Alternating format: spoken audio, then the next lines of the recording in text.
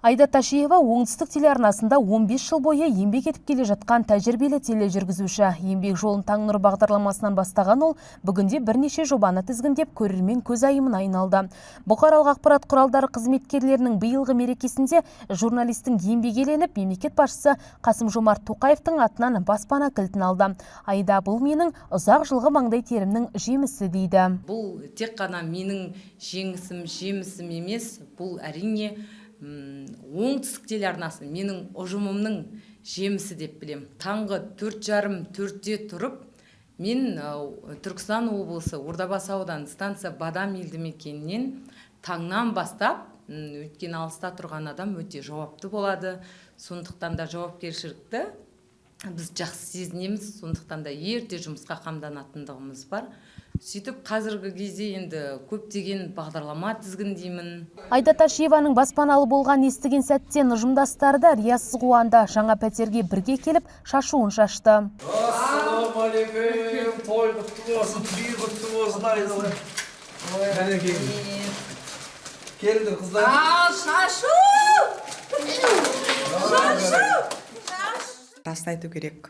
Айда біздің телеарнадағы, жалпы Шымкенттегі дәл таңдалған баспанаға мұқтаж, жасы 40-қа жақындаса да әлі шаңырақ алмаған, баспана жағаға қол жеткізе алмай жүрген, таңғы эфирге сонау Ордабасы ауданынан таңғы 4-те тұрып жететін, өзінің жағаға жол жөнекей жаға қоғамдық көлікпен келетін әріптесіміз еді.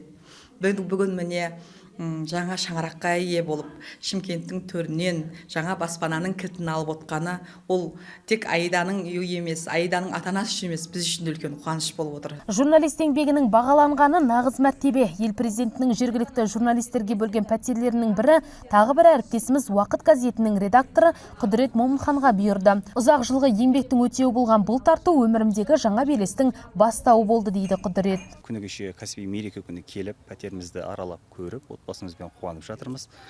Жалпы журналистикада жүргеніме 11 жыл болды. Әуелі Астана қаласында жұмыс істедім. Шымкент қаласына келгеніне 6 жылға жуықтап қалды.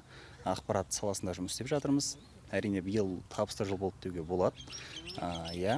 Дегенмен журналистің негізгі мақсаты ол марапат үшін жұмыс істеу емес, өзінің міндетін атқара береді. Ал енді еңбек ескеріліп жатса, марапат беріліп жатса тіпті керемет. Жалпы биыл елдің әр өңіріндегі 66 журналист баспаналы болды. Осыдан 2 жыл бұрын қолға алынған бұл бастама ақпарат саласында аянбай еңбек етіп жүрген әріптестерімізге барынша қолдау.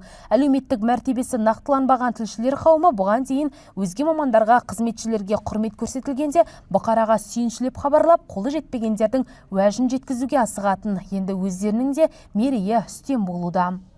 Қарлығаш Байгөбек, Руслан Насиров, Олжас Құдайбергенов, Әділет телеарнасының жаңалықтар қызметі.